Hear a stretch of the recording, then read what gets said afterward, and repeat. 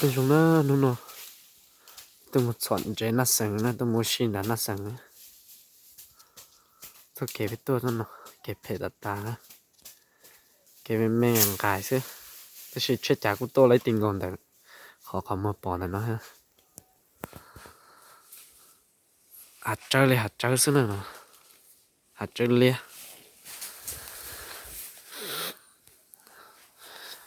cho kể bây giờ mùi non đá đó mùi non dạng đi cho họ nát sừng từ đây nhập bút học cái hào nó họ không nộp bỏ nó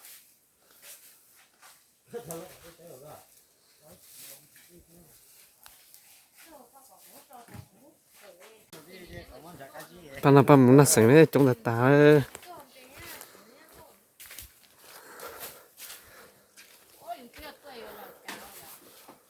mấy tôi vậy trong là tá nó nói à trong tàu thì mua của cái lăng ô thay tôi cho phê một tô muốn mình ly cao á đặt cái luôn này tôi là nữ trong là tôi muốn chỉ tao mà đi trong bỏ cái này nè thì mẹ mấy à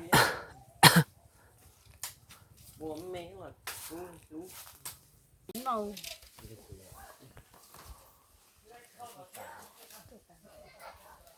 trong là tá à nè nó bên đằng của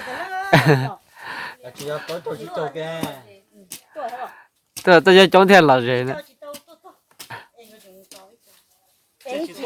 chỉ chuối bay vậy bé con nó bằng gì nó khổng là đó này chỉ bỏ bé đi thôi phải đặt đây đó nó trong cái nát khổ cái nát không là phải rong nữa bỏ nó tạm một cái con ta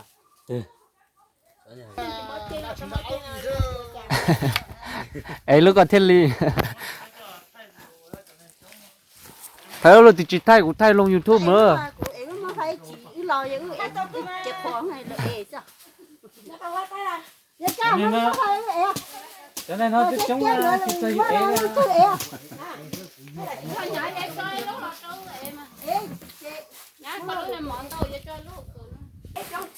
trong tà đó nó mà giờ cái kia này tôiเป็นกองห้อยซื้อป้านอหมุนตาทอดหัดได้เลยป้านอ có chuyện gì có chụp bà là thôi có chụp bà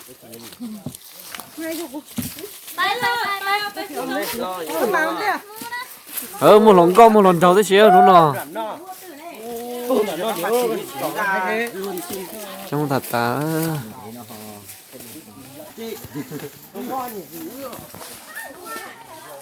trong một nó đó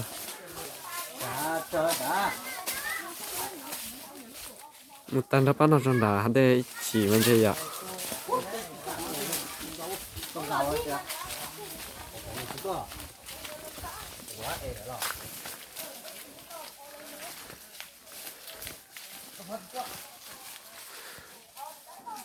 anh ơi bây giờ cái tí sẽ được nó bé giờ tôi một số chuyện gì nhau trâu vấn đề bé tụi đen để bé lôi rồi để nó nhá tụi đen nó muốn bé tiền đen nó sẵn nữa nè bé chỉ trong một sẽ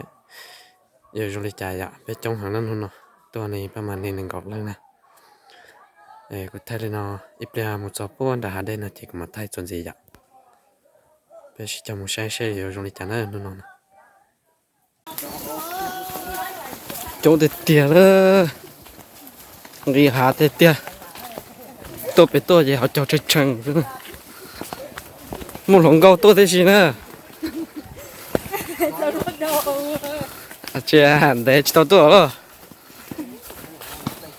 cho nó nữa cho kế tao bắn nà là nó lên từ sát tôi là thiên đầu của tôi nè làm gì á người đã để về trên họ xa thì nó sẽ đây của chị các con ấy thay vào tông cho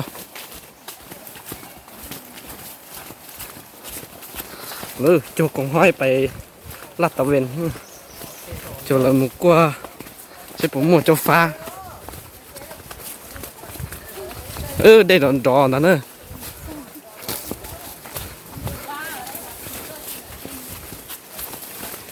họ có bây giờ mua nó món từ đây xí chùa nè từ nhà sắp bên nào từ bên này từ đây mê sẽ tụi bây giờ thằng chơi nhá nó nè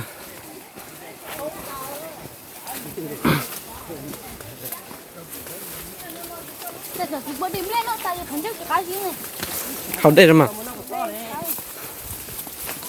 ngò con trâu với cá thì nơi kiến sò mà nó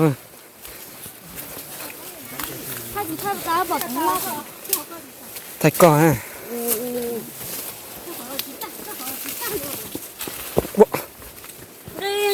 kiến xa nó một bao dê cũng một bao dê hả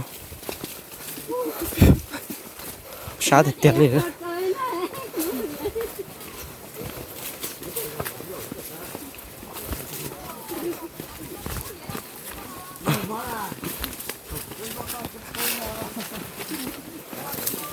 hôm nay bé cha này ngủ lần không? Ừ? Bao giờ trâu lần không ta? Bé tôi ăn chi à? Bé tôi ăn chi à? Bé tôi chỗ một nó đã đấy à? Bé tôi xem nó sẵn xưa nữa. Hạt đây họ nó đó họ cho hạt trâu nó nữa. Thì bao tế chờ nó sẽ tế rồi thắt chả nó rồi bao ra. Để nó cái chuột nó về chỉ cái chuột để chuột nữa. Nó về chuột nó sẵn nữa. Trong tết tiền rồi nó đã nâng đôi lúc rồi. Ô họ cho chơi chân à. một trăm tư cái cái số bao thì nóยังหลอกกันตัวสู้ Từ kia á. บ้านเดือดต่อสิบ้านเดือดซ่อ Trong tết tiền sò tết tiền này. เราป้าหัวหน้าเราตัวยังหัวหน้า Ở đây ở chân đã đây là kia trường đã đây của mặt thay trong này xem nào.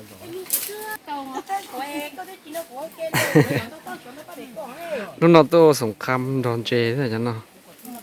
Tôi dơ dơ. ว่าดูไม่เอาเสียไปขอดูไปเจ้าข้าหันยามาเรียกว่ามูมาหมามูเจ้าข้าหันบอกมันนะจุ๊บ Nó đây nó về nữa, lúc nào nó cứ hà nó vềปุ๊บvề nữa.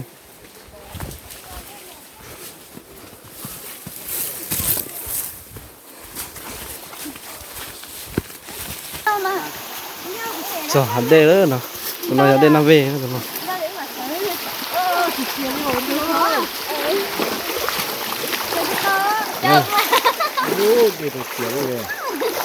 Đây cứ hà thế chị.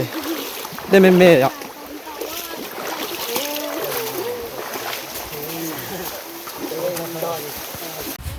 Tôi nó sừng nữa nè.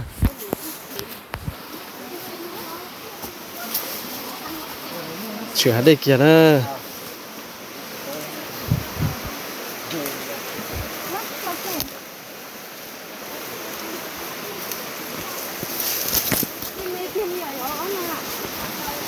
Nữa, tôi đây bây giờ tôi chẳng chơi tôi lắm.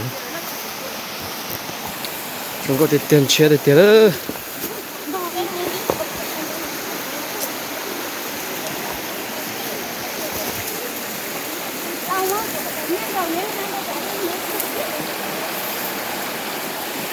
Đến chia hả nữa. Chỉ có để sợ anh chơi của chống lại cô rồi. Chơi chống cứ nó ở đây mà. Chỉ còn lại.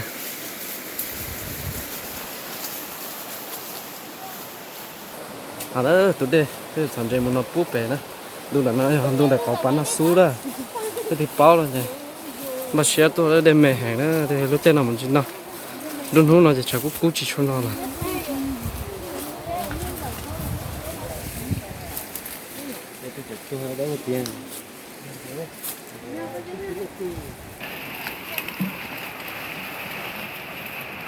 Ơi, tụi đây thì một số gem một bao giờ này nó xin năng cái này. Ô, trời là lâu, chúng có tiệt tiệt đó.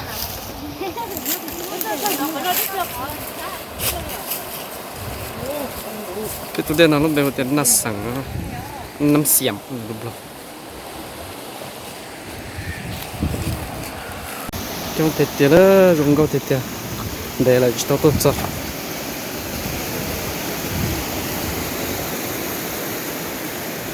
Đó, sắp làm tụi đây luôn. Tôi tỏ bao giờ ra, tỏ cho chọn chơi, cho dân chơi cho biết chọn này.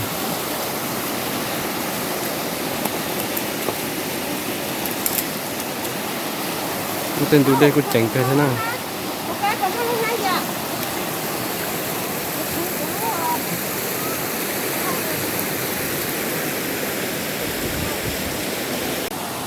rồi nữa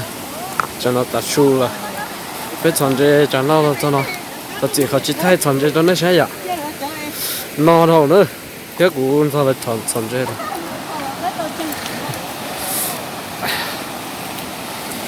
ở đây cho nó bị sinh gì giờ cho nó su đó anh chơi là chín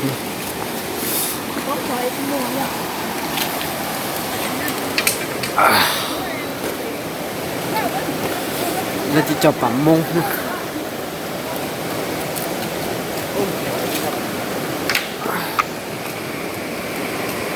cho vào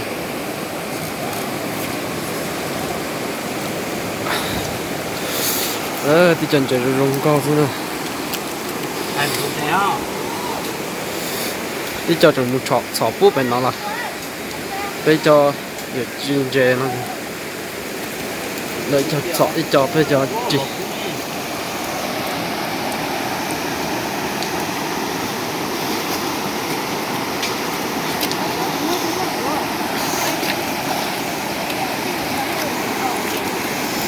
chả luôn này nhá nó nát cha cả chuối y à nữa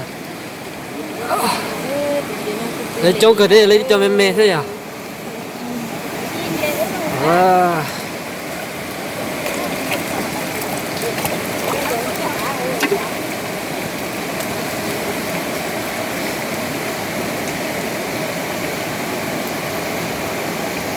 thực ra luôn tháng là nhầm chè lên chè thế này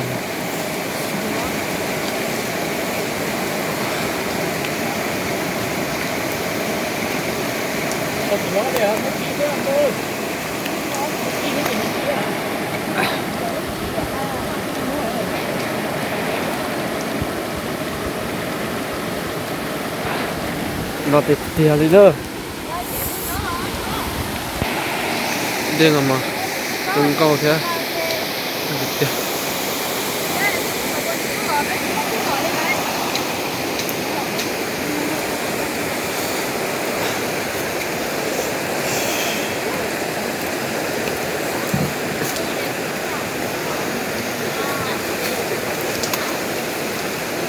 đây là chỉ tao đã đây nó ta chỉ thấy nó đây rồi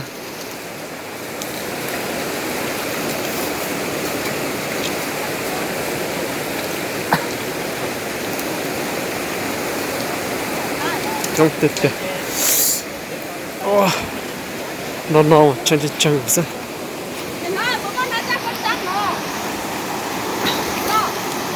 ra hiểu thay chân nó đi đâu phải nó xuống nữa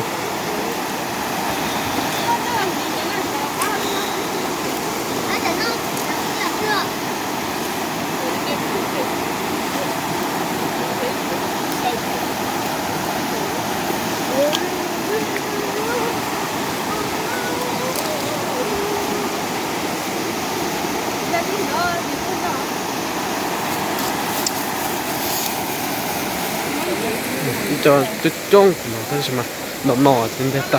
ở bên đây tới đó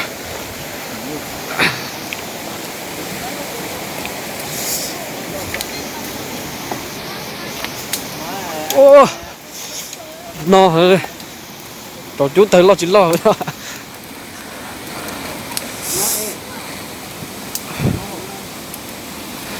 ấy xe con này à xe con này lông tàu YouTube đó thế thay chỉ tao nương là chỉ còn thay chọn chè chứ thay lấy giấy già ha chống được tiền đó chọn rồi ngư công mà tổ công thôi chín chè đâu ta tá thế nào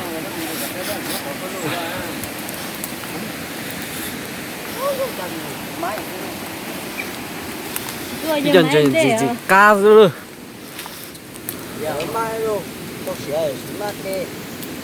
quay chả một chân làm đâu đây trong thịt kìa thì cho tôi lộn chạy lùa nữa nè đi bộ nhưng mà chỉ tao chỉ thôi rồi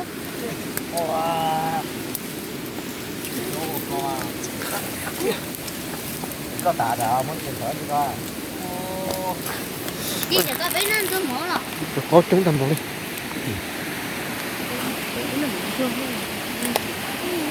cho sẽ ra đi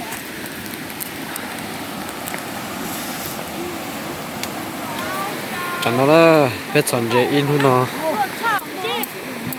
biết cho chọn hảจะbiết chọn chọn lại mình chỉ cho nó là phải phụ bây giờ một chế nè để chống cửa đây cho nó giờ phải phụ chế nữa chống thịt Mỗi lúc nó đây có ý đang là chém vào cú số của tay cái đó hổ.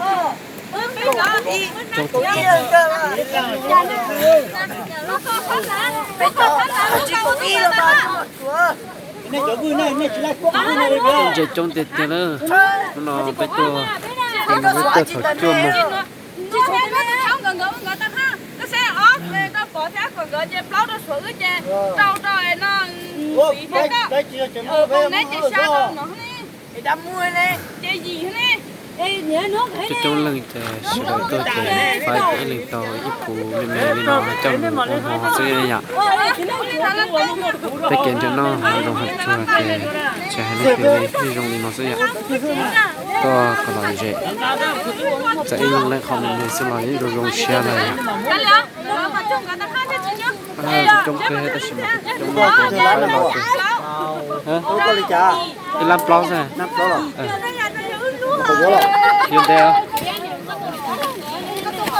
trắng cái không chứ nó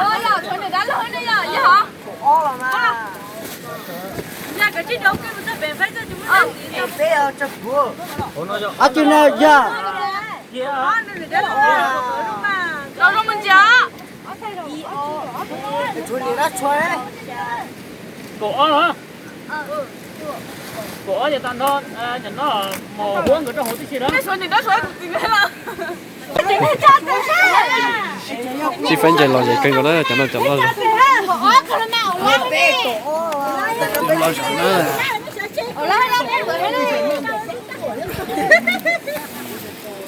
nó ta phân lên cho nó chống tết tiền đó cô lên trên chống cô lên trên tàu cần có hết tất nhiên chỉ chống lên trên lên tàu không mình sẽ dọn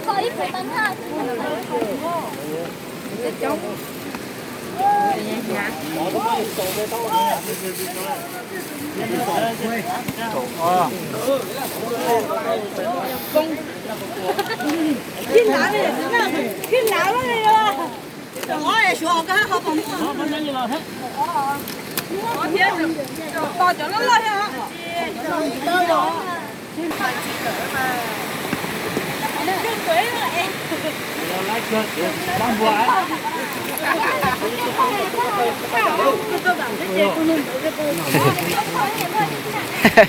cho cái đây lấy đừng chống hả lệ tôi tròn tròn chè thế này nó là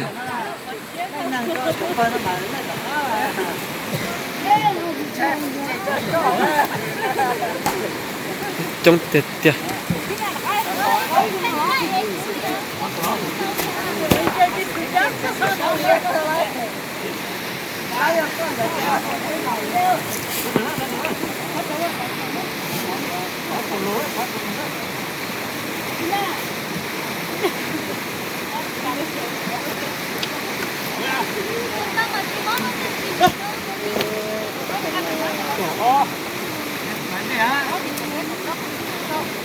bây giờ chơi lên nó ta chơi bây giờ một chơi nó cho nó là cô yêu trốn đủ lại thế giờ bây mùng lo mùng là bây giờ chơi nó ta chơi bây giờ tại một chơi là sẽ bây giờ game một chơi là nó chơi trốn được cho cú số mà cô đại video cô chỉ không thay để cô yêu thay chỉ tàu xuất chúa toàn được bây giờ cô thay chỉ lại toàn thầu bây giờ chọn chơi được bây giờ vì nó có thì trong lòng thế tôi chỉ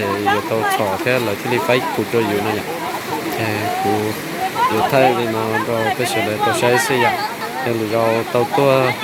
nó cũng mà đi thay để chia cũng mà đi thay một phần nhà thay còn lại chút toàn mà ôm được con sắp con sẽ dạy mà đi thay tàu phải sẽ được tàu sẽ được dạy cho nên sẽ được ở nên ba cộtติดตามthế ba cột subscribe cho cô cô cháu này cho nên tao nó thế mà CG đồ đồ người đại video tuần đây cháu này cho nên tao Đúng rồi, đúng rồi. Đấy, cầm nó.